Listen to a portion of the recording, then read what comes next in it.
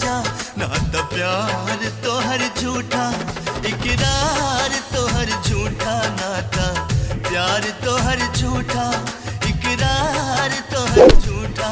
तू दीवानी होता आजा, आजा दिल के प्यास बुझा जाना, प्यार तो हर झूठा, इकरार तो हर झूठा, नाता प्यार तो हर झूठा, इकरार तो हर झूठा।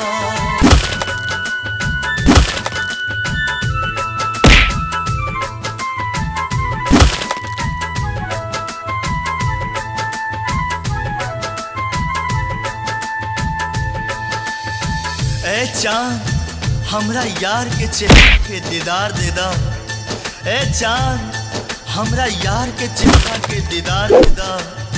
तू याद बा हमरा खातिर तू हर तूफान से टकरा जानू, हमरा एक आवाज पे दौरन बाबरी होके आ जालू।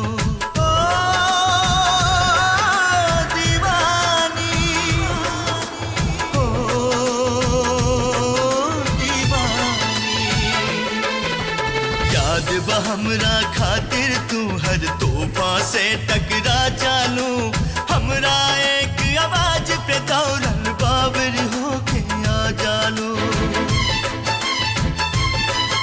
से तूफान से टकरा जा, आजा सुन सदा तू आजा, बतावे या तू बाबा केहू के आइल जरूरी बा, कदम बढ़ा के रोका तारू ऐसन का मजबूरी बा।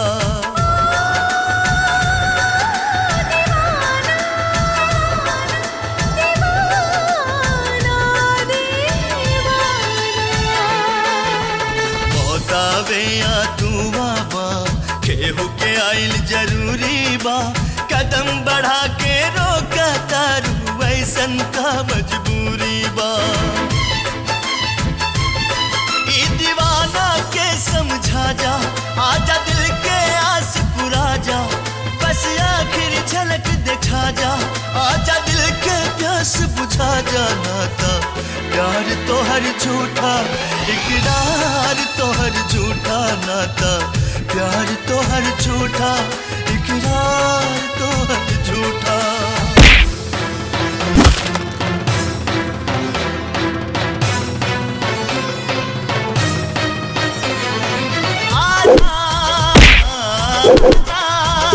जीना तेरी गली में, जीना तेरी गली में, आजा आजा।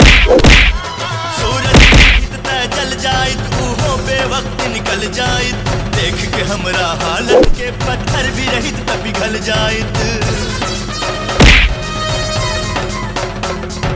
कितनो बोलैनी तोहरा के फिर भी ना मिलू तू, बहे लगल अखियन से हमरा आंसू बन के लहू, आंसू बन के लहू, आंसू बन के लहू।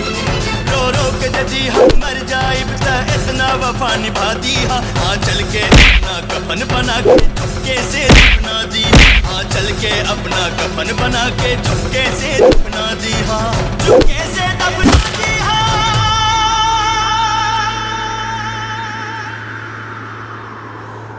बस इतना वफा निभादा,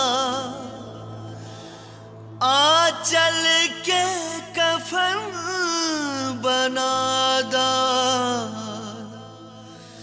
एक बार गले से लगा के ए जान हमर दफना दा, नाता